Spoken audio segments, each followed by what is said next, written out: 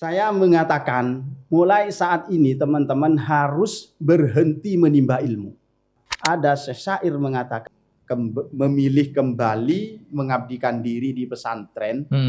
Sebenarnya kan yang dicari ketenangannya. Betul. Nah, gabung dengan salah satu konsultan politik pada waktu itu. Pernah masuk di dunia politik juga. Bagian konsultannya kan, konsultan ini kan bapaknya politik kan, gitu. Ospek berangkatnya habis subuh. Kebetulan kita sudah dapat kos. Kita kan enggak tahu itu, ngomong bahasa Jawa saja enggak tahu sama ibu kos. Akhirnya malam-malam kita enggak bisa keluar kos, habis subuh enggak bisa keluar kos, manjat pintu gerbangnya kos. Waduh. Jadi sudah paham internet semua kan ya. Ini sudah pada punya alamat email belum? Karena nampaknya mau dikasih tugas. Alamat email, internet, gitu bayangan saya begitu. Apa sih email? Kosakata email itu baru dengar pada saat itu. Boro-boro mau ngerjain tugas ya. Iya. Betul. Apa ya kira-kira email itu? Jadi saya langsung email ini apa ya? Makhluk apa kira-kira? Aduh.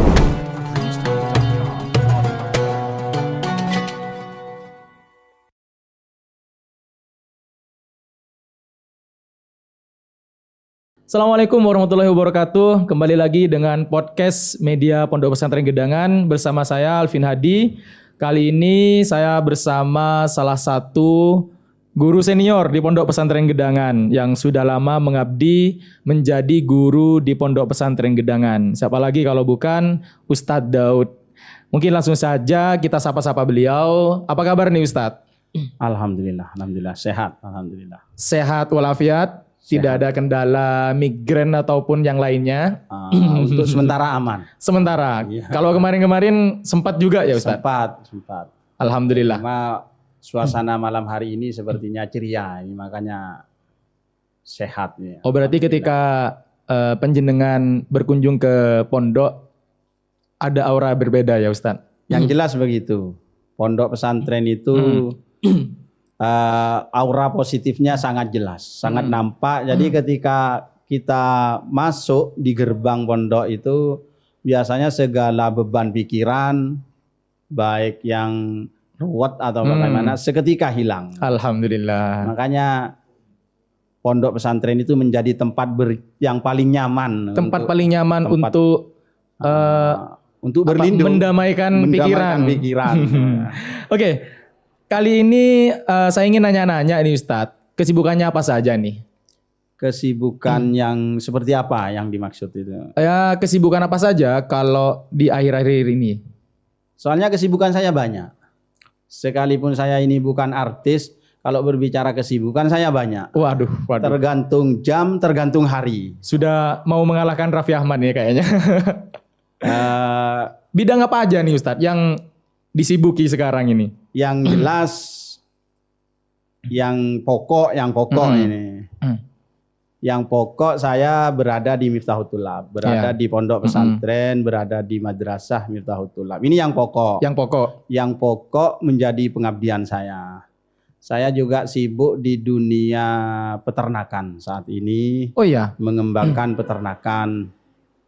Dan saya juga sibuk di salah satu pemerintahan desa karena alhamdulillah dipercaya menjadi ketua BPD desa gitu. Jadi sibuk. Jadi berbicara kesibukan ya tergantung. Kalau pagi ya sibuknya di madrasah. Kalau tidak ke kantor desa. Bagaimana ini Ustadz untuk manajemen waktunya? Manajemen waktu ya kita bismillah bisa saja. Nah yang paling sibuk itu biasanya saya sore. Kenapa dari sore setelah asar itu tidak bisa diganggu gugat, itu melebihi jam wajib untuk peternakan.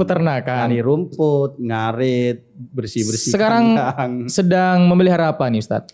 Sekarang ada kambing, terus ayam hias karena kebetulan saya suka ayam. Itu dijual kan ya? Kalau ada yang minat boleh. Jadi teman-teman di rumah kalau ada yang minat untuk membeli kambing ataupun apa lagi Ustadz? Ayam hias. Ayam hias bisa langsung japri ke kita nanti. Oke, mungkin ini langsung saja Ustadz. Saya ingin tahu latar belakang pendidikan jenengan itu gimana dulu? Kalau latar belakang pendidikan saya sih tidak terlalu aneh. Saya rasa biasa-biasa saja. Tetapi dari yang biasa itu kalau kita telaten insya Allah jadi luar biasa. Saya asli produk Miftahul Thulab. Alif ba taknya di Pondok Pesantren Gedangan. Tapi bukan TK. Meskipun saya dulu itu pernah menjadi kepala RA. Dulu sempat menjadi kepala RA. Tapi saya tidak pernah lulus RA. Tidak pernah lulus TK.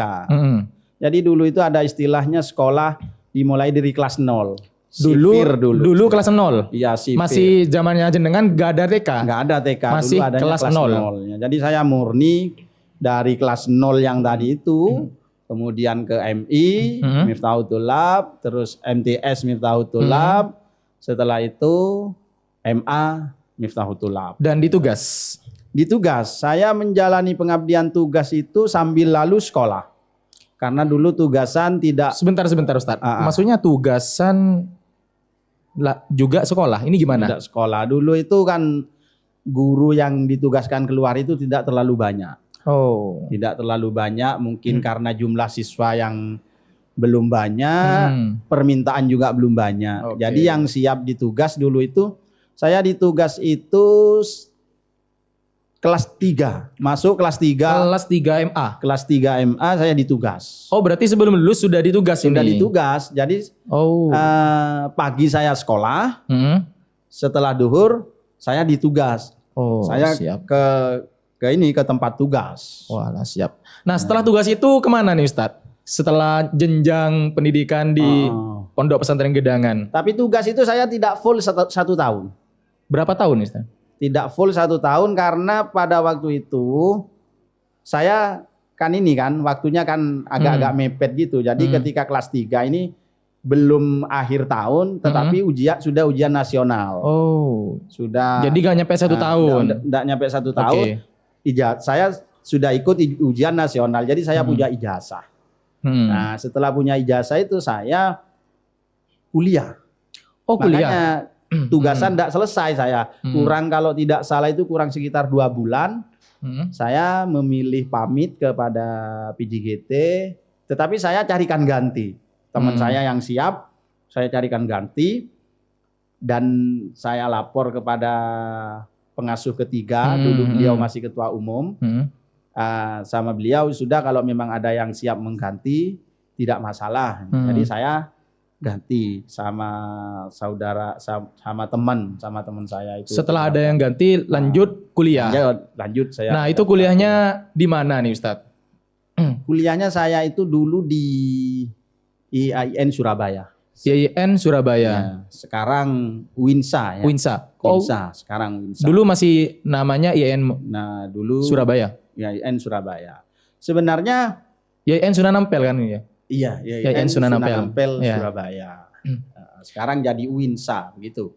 Kenapa memilih untuk kuliah pada waktu itu? Di mana mungkin saya prediksi saat itu masih minim orang yang minat untuk kuliah nih Ustadz.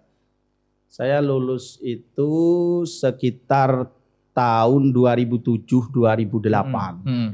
Sebenarnya kalau feeling atau motivasi atau keinginan untuk kuliah itu enggak ada. Berarti sebelumnya enggak ada gambaran untuk kuliah sama sekali? Enggak ada. Minat untuk kuliah itu enggak ada. Cuma ketika saya sudah mengantongi ijazah, saya ingat dulu itu berkat tawaran saudara saya, kakak saya. Setelah saya lulus punya ijazah itu ditanya, kamu mau menikah atau mau kuliah? Jadi pilihannya gitu dulu. Mau menikah apa mau kuliah gitu.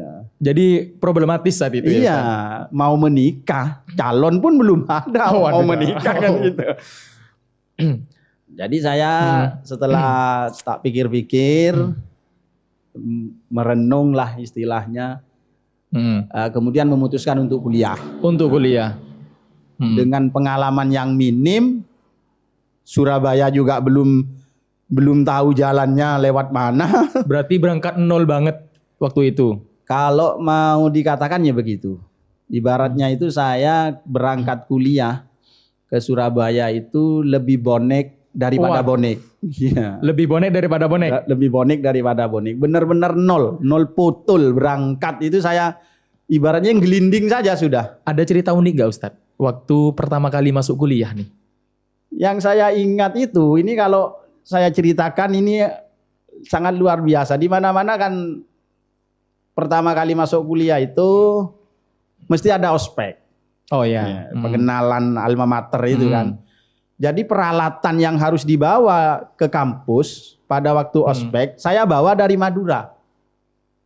Hanya peralatan dibawa dari Madura? Iya. Itu gimana ceritanya? Ya karena di Surabaya kita enggak punya kenalan. Waduh. Carinya kemana, belinya di mana kita tidak tahu. Jadi bawa capil, saya ingat. Bawa kayu balok ukuran 1,5 meter lah. 2. Jadi saya sama teman saya, Habibi namanya, yang kebetulan sekarang sudah keluar dari Miftahul Thulab, itu sama-sama bawa itu. Duduknya di bis paling depan. Duduknya ada di bis paling depan membawa kayu bawa itu. kayu. Jadi ikut bis dari sini langsung ke Surabaya, lewatnya depan itu kampus. Itu gak ada orang yang nanya jualan apa Mas? Nah, gitu ya. Ini anehnya ini.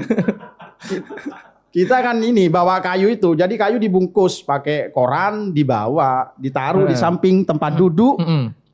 Pas begitu jalan jauh, kita kan yang namanya orang desa ke kota, ya semua yang kelihatan itu dilihat semua, diperhatikan. Ada air mancur gitu ya. Iya. Ada taman di Surabaya gitu ya. Kok pada waktu itu tidak terasa sudah sampai di depan kampus. Oh. Kurang beberapa meter nyampe kampus, ada penumpang lain turun. Mau buka pintu nggak bisa. Kenapa? Nggak bisa mau buka pintu. Jadi dari perjalanan itu ternyata kayu yang saya bawa itu jatuh, mengganjal ke pintu. Jadi pintu yang otomatis fatal akhirnya nggak bisa dibuka. Itu satu bis marah gara-gara terlambat itu. Tapi dinikmati proses itu ya. Dinikmati prosesnya. Itu yang pertama. Yang kedua yang paling unik karena yang namanya takut ya dulu, takut dimarahin senior, takut ini. Ospek berangkatnya habis subuh. Kebetulan kita sudah dapat kos. Kita kan enggak tahu itu, ngomong bahasa Jawa saja enggak tahu sama ibu kos.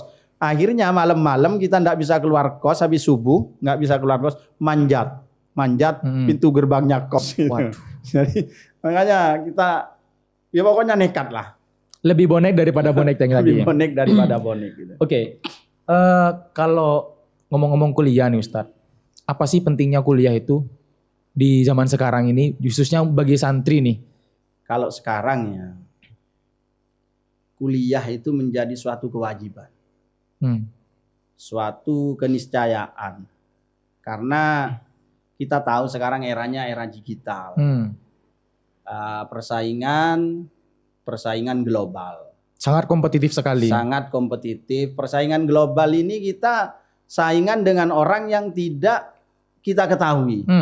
Jadi kalau kita tidak benar-benar mampu secara intelektual, tidak benar-benar bisa bersaing, tidak bisa survive, kita kalah.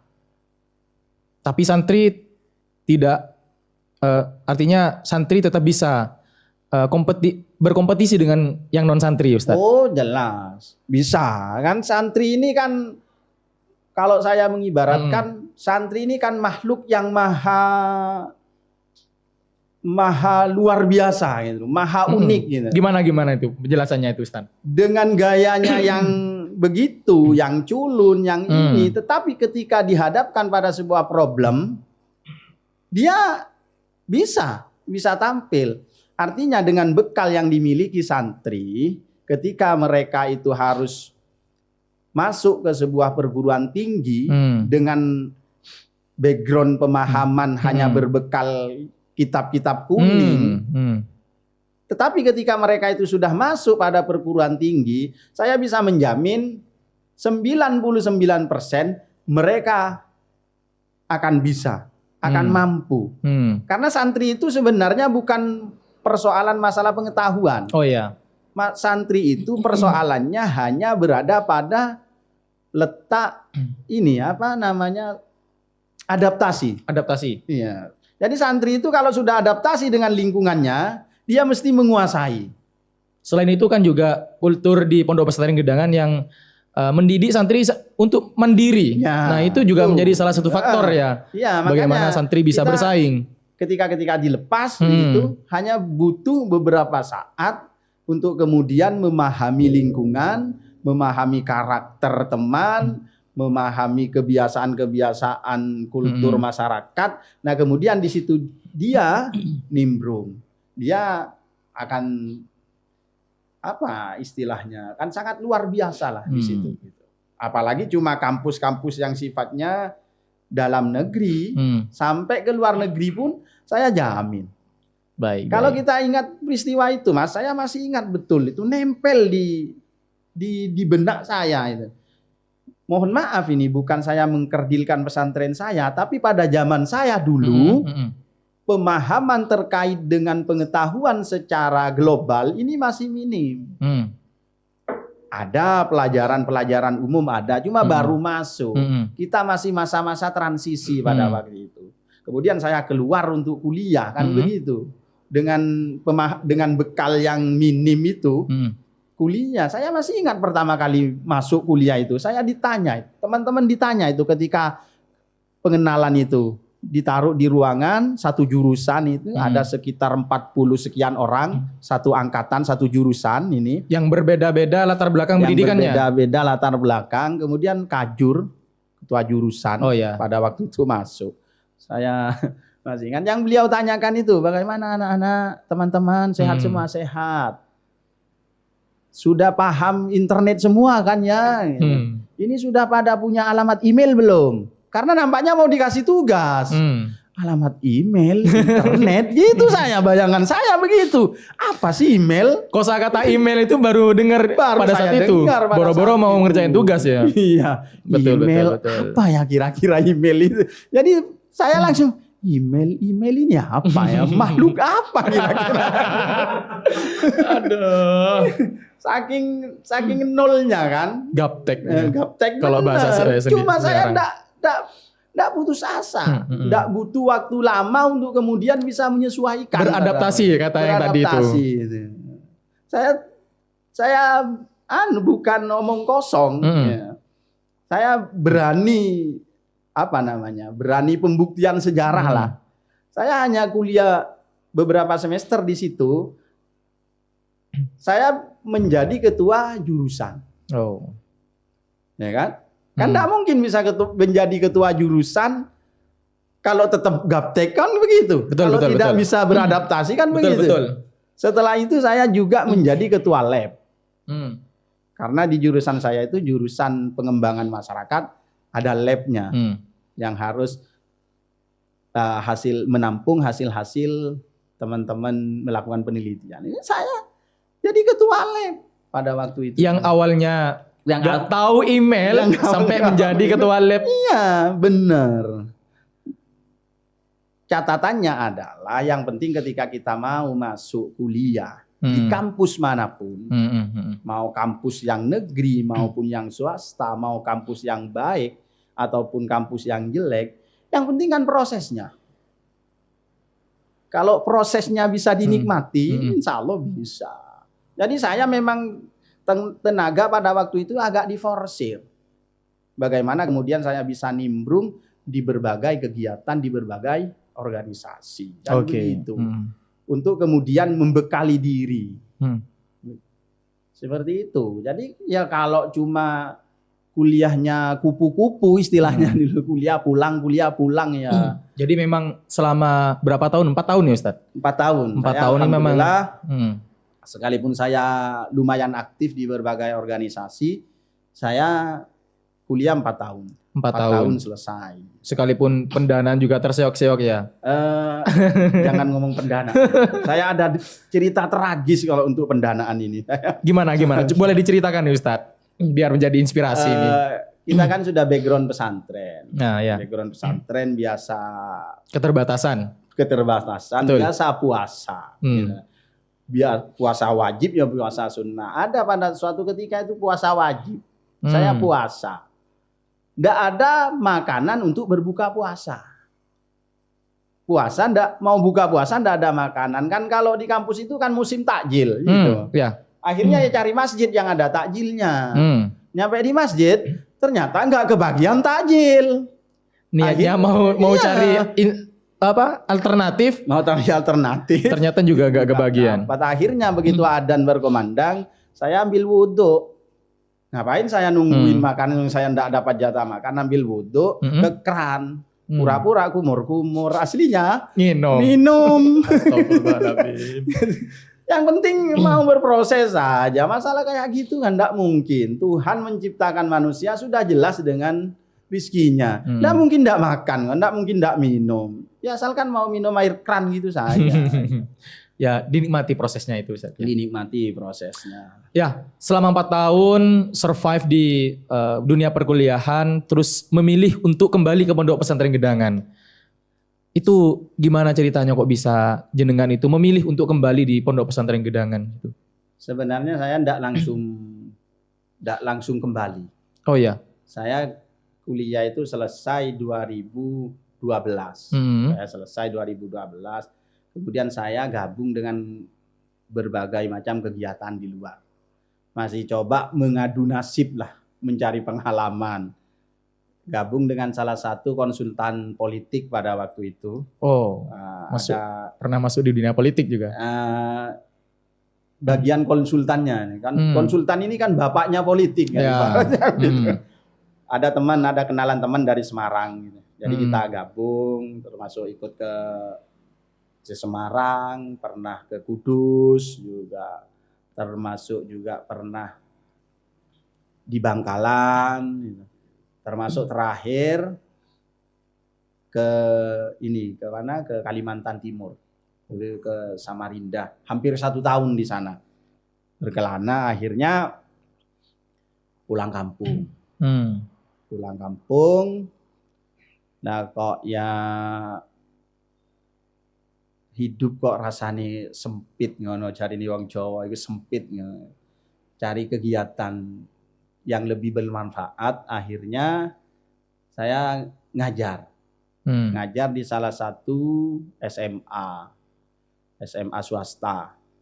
Ngajar tapi kok ya mengabdikan di tempat lain, sedangkan pesantren saya yang mungkin saya besar dulu, berproses dulu, akhirnya saya juga ditarik oleh pengurus untuk kemudian bisa ngajar ke sini. Ya itu awalnya sekitar tahun 2014. Berarti kalau dipikir-pikir ada kegelisahan dari setelah proses pendidikan kuliah sebelum ke Pondok Pesantren Gedangan. Iya, karena hakikatnya manusia itu yang dicari kan ketenangan. Ya, ketenangan betul, jiwa. Ustaz. Ketenangan jiwa.